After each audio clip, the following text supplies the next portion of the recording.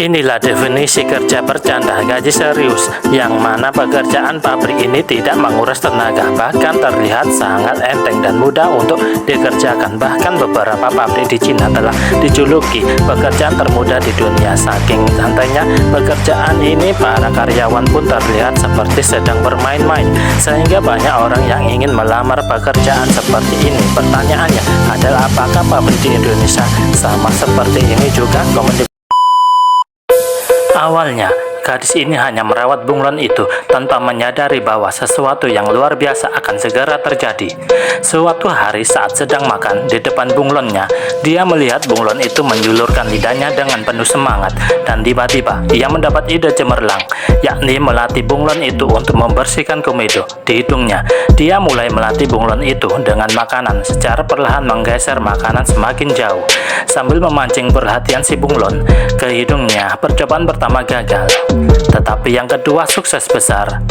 Hari demi hari bunglon itu semakin mahir, dan sang gadis menghadiahinya dengan ciuman, membuatnya berubah warna karena malu. Gadis muslim ini menarik perhatian para turis, dan ia terlihat anggun saat menjual dagangannya. Dan turis bule ini berkata sesuatu, namun coba kamu like dan subscribe, lalu temukan emoji gadis muslimah. Dan turis ini berkata, kamu sangat cantik, dan gadis itu pun menjadi. Wanita ini memiliki binatang peliharaan yang berbeda dari biasanya. Ia merawat harimau putih yang ia besarkan dari kecil hingga menjadi besar seperti sekarang. Wanita ini sama sekali tidak merasa takut, tapi ia malah dengan senang hati penuh bahagia memanjakan harimau kesayangannya.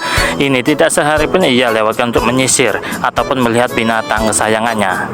Hal ini membuat harimau pun sangat menghormati pemiliknya dan menjadi begitu jinak di hadapannya. Hal ini dibuktikan ketika ada teman pemiliknya yang ingin meneguknya. Saat itu ia terlihat tidak senang dan menjadi sedikit agresif.